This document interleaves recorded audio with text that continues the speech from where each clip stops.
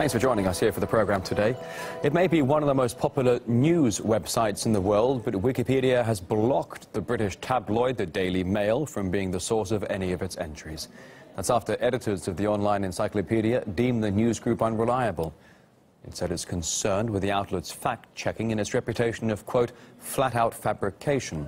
Well, the Daily Mail was quick to hit back, saying it actually banned all of its journalists from using Wikipedia as a source in 2014, again citing unreliability. Well, the witch hunt against fake news has become something of a trend lately, with a whole range of people playing the role of fact-checkers. So we dispatched RT's Anastasia Churkina to the streets of London. Fake news. Fake news. Fake news. Fake news. Fake news. Fake news. In a world where a story can go viral in the blink of an eye, fake news has turned into the bogeyman of the 21st century. How to tackle it is occupying some of the sharpest minds the world over. Internet giants Google and Facebook vowed a crackdown, from banning fake news publishers from advertising networks, to tools such as the Facebook Journalism Project, to working with so-called fact-checking organizations to handle stories.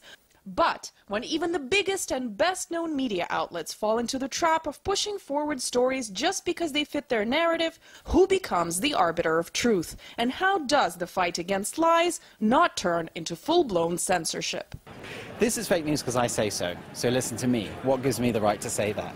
That's the whole point of freedom of speech, and the wonder is the fact that people can debate about, you know, where is that blurred line? Freedom of press, is it nice? Do you like it? Yes.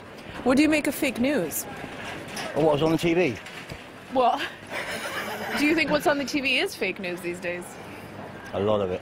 Do you think it should be censored, the things that No, are it shouldn't be censored.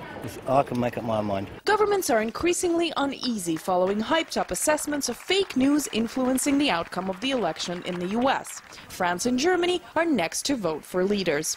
We've even heard calls from EU parliamentarians to create what would essentially amount to censorship bureaus, with the aim of countering propaganda and fake news. Is fake news freedom of press, or is that just lying? Oh, that's the question. I wouldn't say that's freedom of press, that's just duping people. I don't agree with it. So who gets to censor it then? Don't know. Should it be the government? I was thinking the government actually, but then again, but then Big Brother-esque, I don't know. We don't know what's true and what's not, and we do see occasionally measures to try to see, you know, who is going to regulate this or that. Is that possible, do you think, or is this just basically going to have to be an individual thing moving forward, what you trust and you don't trust?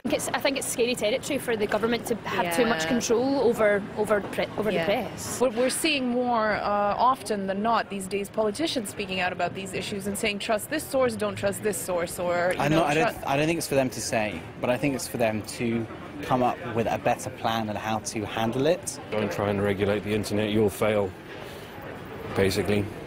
Print media should be regulated, broadcast media should be regulated. By who?